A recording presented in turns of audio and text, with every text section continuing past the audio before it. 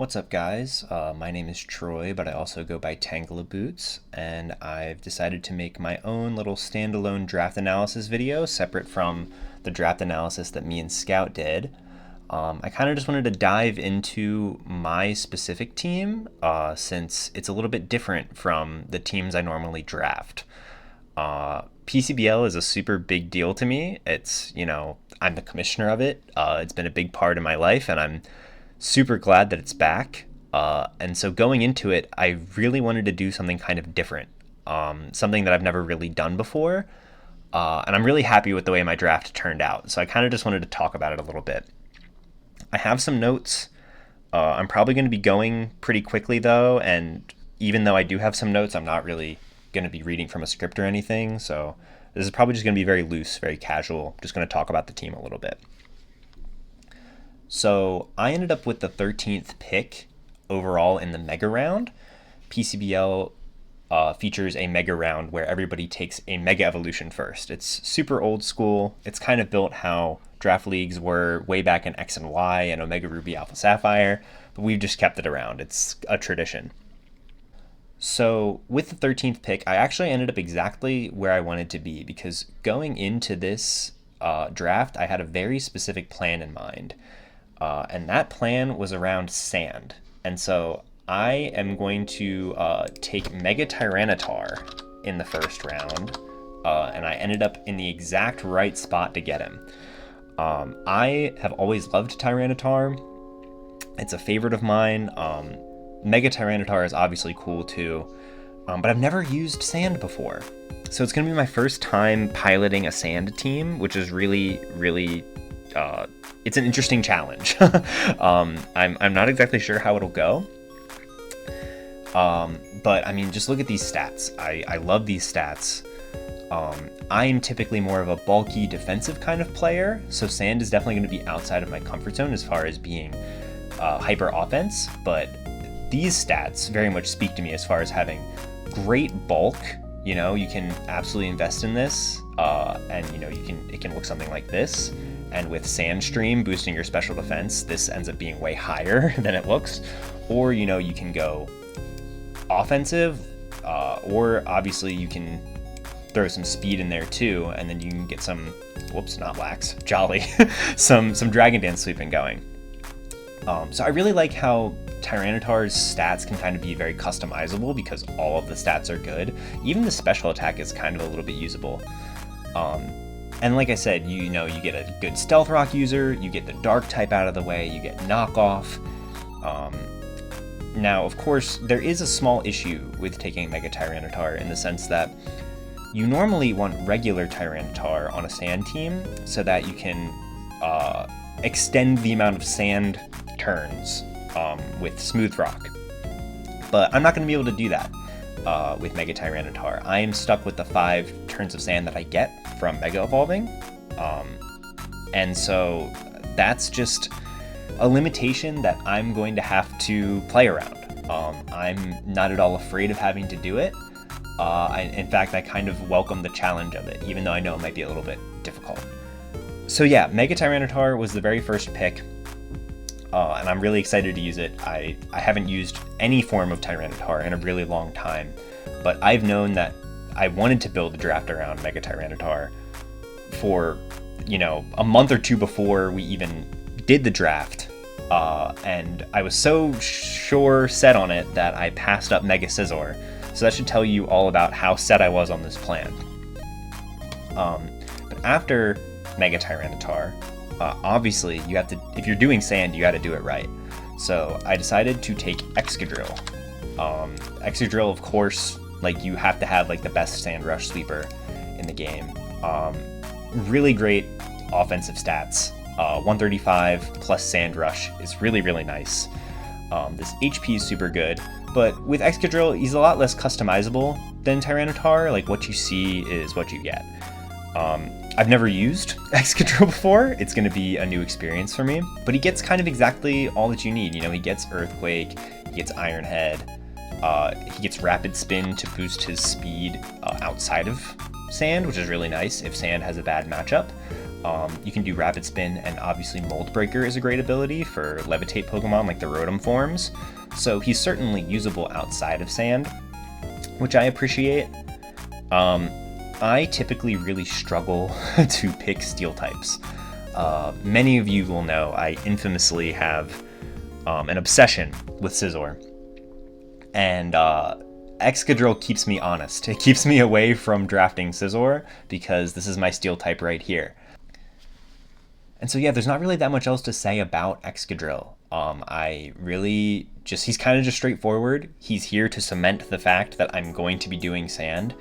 He kind of locks me into that playstyle. I guess he does also give me an alternate Stealth Rocker. Now I have 2 Stealth Rocks and 1 Rapid Spin contained within the Sand core. This is no news to anybody who's ever gone up against a Sand team, but it is nice to have. Now the next pick is a really big deal. This is actually what inspired me to do the Sand team in the first place. This was kind of really the first Pokemon that came to my mind when I had decided that I was going to do another season of PCBL. And that Pokemon is going to be Dracovish. So Dracovish ended up being my next pick. And it felt relatively safe considering, I have Sand on lockdown, so I didn't think there would be much competition for Dracovish. And I was right. I love Dracovish. Many of you might not know it because I don't really draft it that often, but he's one of my favorite Pokemon ever. And I don't know, everything about him, his design, the way he plays, again, never really get the chance. So obviously, this is all you really need. This is basically just like a finished set. I can just do Jolly, we can change this to Strong Jaw, and we can do Choice Scarf or Choice Band, and this is basically the set every time. But in all seriousness, it is nice to have the choice between Strong Jaw and Sand Rush. I can augment my speed with the Sand, or again, if Sand has a bad matchup, Dracovish isn't useless. He's actually even stronger outside of Sand with Strong Jaw, just loses out on some of the speed. A big aspect of drafting Sand for me was making sure that my team was able to function well outside of Sand when the Sand turns run out, or if I'm going against opposing weather. Dracovish, I feel like, allows me to do that. It's kind of just a good Pokemon on its own. It doesn't really need Sand to function well. As far as synergy with the rest of the team, I really appreciate that Dracovish is able to kill bulky ground types for Tyranitar and Excadrill, both of them being weak to ground. It's really nice to have an offensive water type that kind of complements them in that way. And of course, there's also now some synergy with Excadrill. Excadrill being a Steel type is able to take out the Fairies for Tyranitar and Dracovish, who are both weak to Fairy. So altogether, these 3 form a really strong offensive Sand core that I'm really excited to use. Alright, next up, we don't have a Pokemon that exactly lines up with Sand, but a Pokemon that I'm very excited to use nonetheless. Many of you who've known me for a long time know that I also love Zapdos, as well as Scizor. And as much as I would have loved to add regular Zapdos to this draft, I knew that was going to be very unrealistic to get it in the 4th round. And so instead, our next pick is actually going to be his British cousin. So we've got Galarian Zapdos on the draft. Galarian Zapdos does a few things for me. One, it gives me a fighting resist, which the regular Zapdos also would have done. But as far as what I needed on my team, I very much needed a Pokemon that could pivot for me, and this thing gets U-turn, which is really nice. I needed a Pokemon that could be a switch-in for fighting types, which it definitely is, with Tyranitar and Excadrill both being weak to fighting. It's very nice to have a flying type with decent bulk, 90, 90, 90 defensive stats is very good. It also gives me a good Choice Scarf user. Again, trying to be good outside of Sand. Right now my team is relatively slow, and while 100 isn't fast, 100 with a Choice Scarf that feels bringable is pretty nice. And then of course, with having Tyranitar, Excadrill, and Dracovish, my team hates grass types. And so Zapdos also gives me a switch in 2 grass types, and then I'm able to just spam Brave Bird, which is really, really nice to have. Brave Bird, close combat. He doesn't get too many other moves, but you know, you get knockoff. Knockoff's like one of the best moves in the game, so that's pretty nice. He can set up with bulk up, but overall there's nothing too crazy in here. Oh, Trailblaze. Trailblaze is really nice. That's a great move. Yeah, I don't know. I'm very excited about him. It's finally time to give the other Zapdos a chance. And I'm really interested in seeing how he plays. Now, moving right along, my team is very physical, and it's actually almost exclusively physical. And so naturally, I'm going to add another physical attacker. So on my next pick, I'm going to draft Ogerpon, just the regular one, just the Teal Mask form. I really, really love Ogerpon. It's one of my favorite Pokemon to use, and it gives me even some more speed, so now I hit the 100 threshold. So now I hit the 110 with Ogerpon. And again, this is all about beating Pokemon that my Sand Core are weak against. So my Sand Core really struggles against water types as well. Dracovish does have Water Absorb, but how often am I really going to be running Water Absorb? It certainly is an option, but having Ogerpon to kind of break the bulky water types is really, really nice. I finally have an item slot. I'm so used to using Water Ogerpon and Fire Ogerpon. Using just the regular Grass Ogerpon means I get to play around with an item slot, which feels really nice. And again, like we have like another knockoff user, another U-turn user. In a way, there's kind of some overlap here with Zapdos, but they're both here to try to beat 2 completely different sets of Pokemon. Zapdos is here for the grass types, and Ogerpon is here for the water types that Tyranitar and Excadrill are going to struggle against. Now, so far, I've been covering my draft picks in the order that I drafted them, but for my next Pokemon that I'm going to talk about, I'm going to jump a little bit out of order, because this is sort of how I conceptualized the team, was in order of these Pokemon. All of these Pokemon I had on my plan from the very beginning, and I managed to get all of them, which felt really good. Another Pokemon that I planned on getting from the very beginning was Deoxys Defense, and I actually didn't get him until, I believe it was this pick? Yeah, second to last. So, oh, that's the nickname. Deoxys Defense. I typically am not a fan of this Pokemon. I am frequently cited as being a Deoxys Speed and Deoxys Defense hater. I think they're both a little bit passive. I think they're both used far too much for utility. They're very easy to take advantage of if you have Taunt or Encore. But Deoxys Defense does a lot of things for me. For starters, it's another key fighting resist. So again, with Tyranitar and Excadrill being both weak to fighting and a big part of my game plan, it's really, really important to have a good fighting resist, and Deoxys Defense does that for me.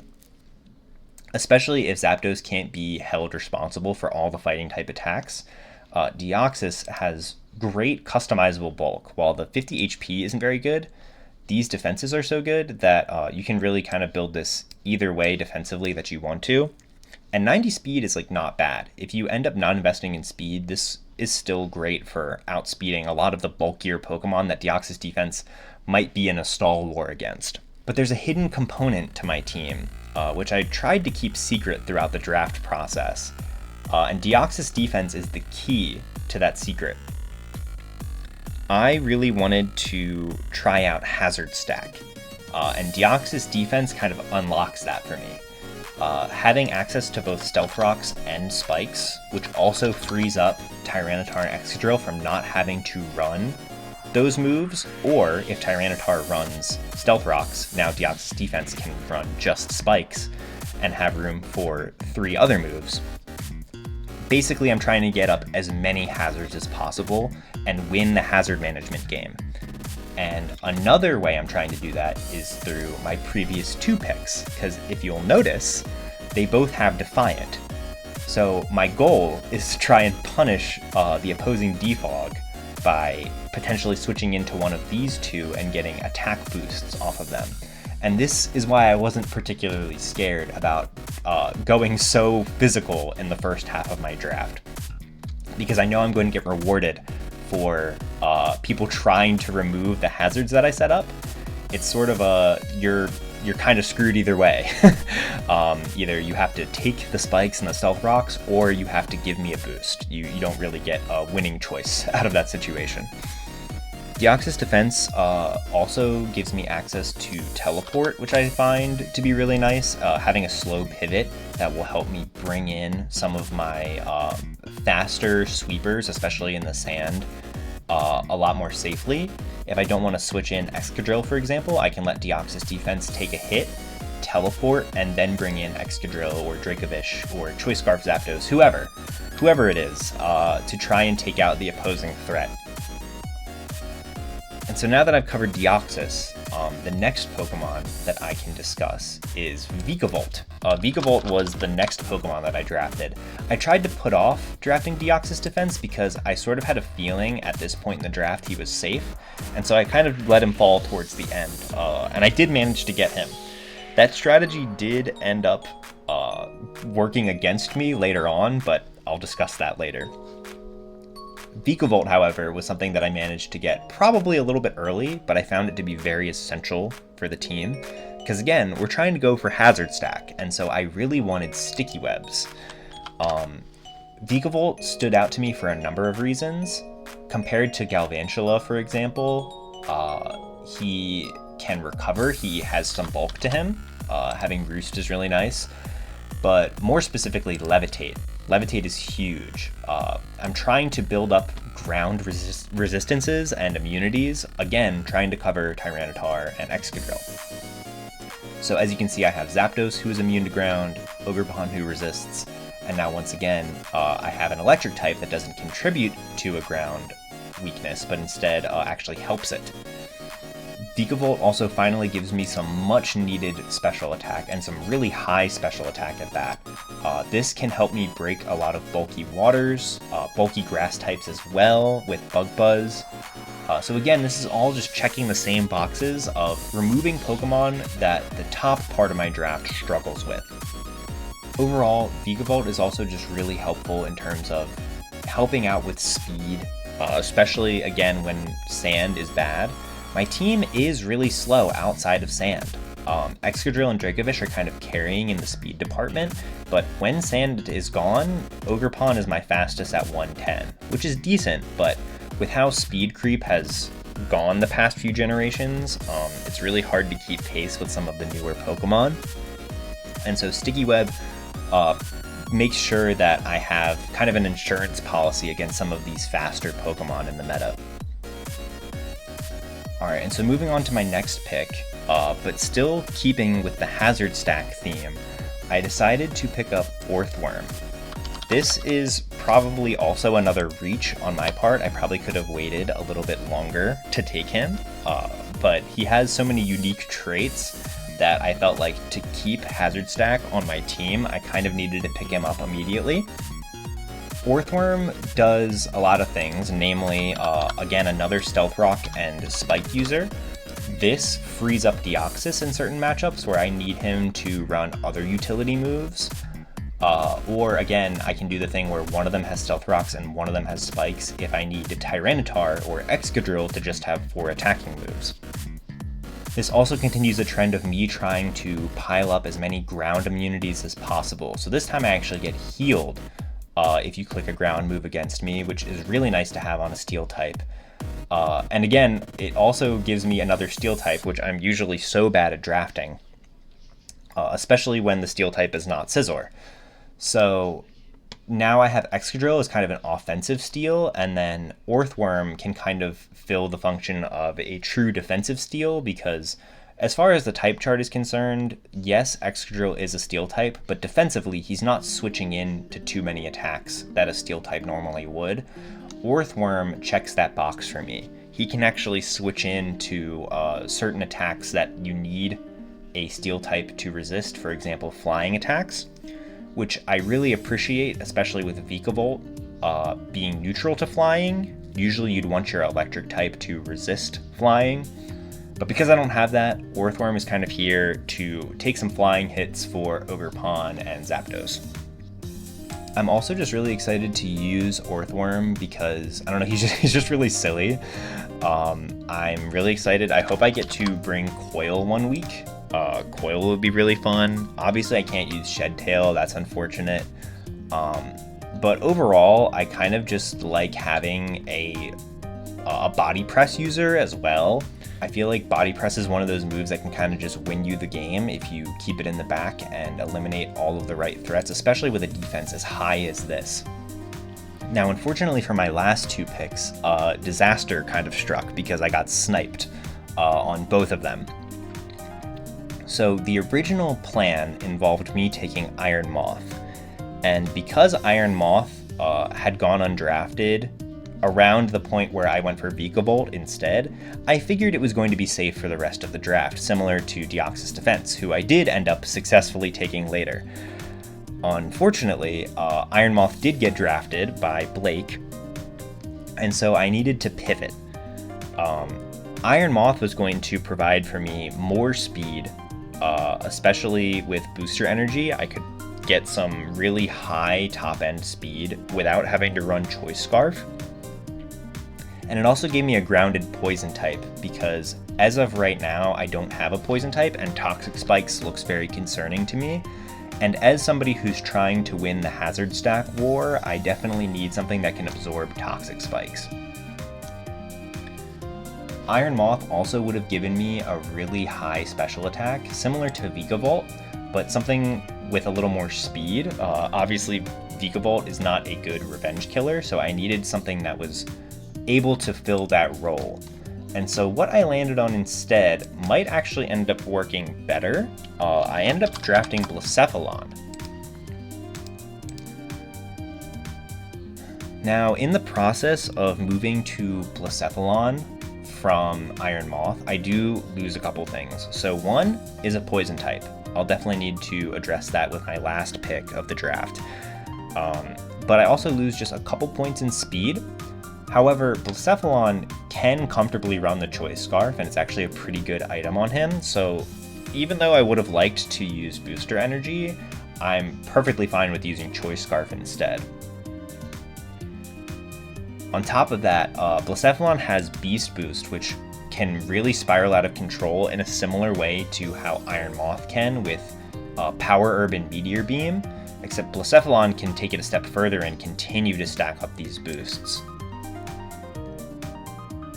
It's also just really nice to have a Ghost type in a meta where Ghost types are so good and so powerful, and I feel really good about having a 151 special attack stat on my team. My team was leaning so physical that I was starting to become really afraid, and so I'm glad that Blacephalon was still on the board, because I frankly don't know what I would have done if I wasn't able to get a strong special attacker with a good amount of speed. And I can't emphasize enough how important it is to have gotten a spin blocker, because it actually makes the whole strategy work so much better, because I'm now forcing you to defog, which forces you into my Defiant trap, instead of being able to rapid spin. That kind of would defeat the whole purpose of setting up all of those hazards. So having a Ghost type to switch into on the rapid spin is very, very useful, and so I'm really happy to have Blacephalon on board. And last but not least, for my very last pick, I decided to take Tentacruel. Now, originally, this was supposed to be Gastrodon, and so it was supposed to be Iron Moth Gastrodon, but I ended up going Blacephalon Tentacruel, and once again, I think this is another situation where it might actually work out better for me in the long run. I absolutely needed a poison type, and Tentacruel fulfills that for me. It's also crucially setting up Toxic Spikes for me as well, which again helps with the whole hazard stack component. I initially wanted Gastrodon for it also having Stealth Rocks and Spikes, because again I was trying to collect as many of them as I possibly could. But furthermore, I wanted a water immunity. This had to do with wanting a Scald switch in for my physical draft. You know, Scald is a move that I very much fear for the top half of my draft. All these things don't want to have a Scald burn, and I don't want to have to run Water Absorb Dracovish. I cannot stress that enough. So having something that can switch into Scalds and not really care is very important to me.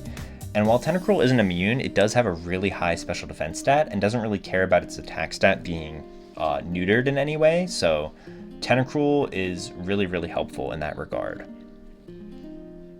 Would I lose in Gastrodon's ability to set up Stealth Rocks and Spikes and reliably recover and be a water immunity? I do pick up a few things in the process. For one, I get an alternative Rapid Spinner. This means that Excadrill does not have to be my Rapid Spinner. I have an alternate option, which really frees him up to do all of the sand sweeping that I hope he'll be able to do. Also, crucially, it gives me Flip Turn.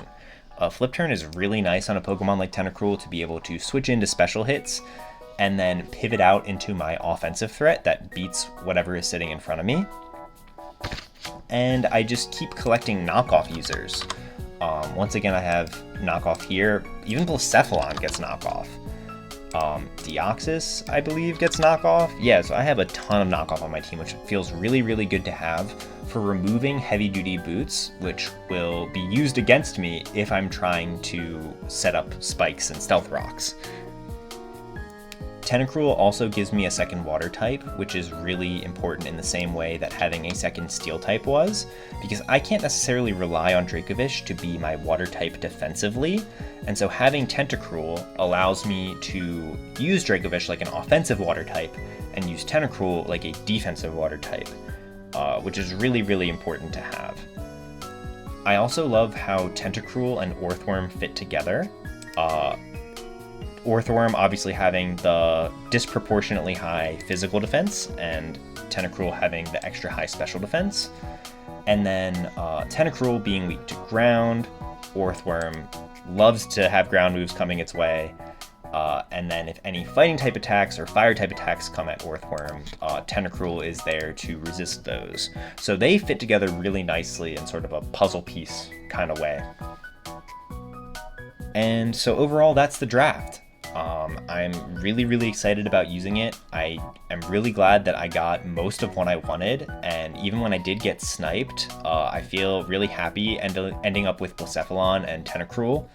I'm really, really excited about using the team, and I hope I can surprise some people. I know I often get associated with the same few Pokemon, and there are even times where people will say, oh, this team looks like you drafted it.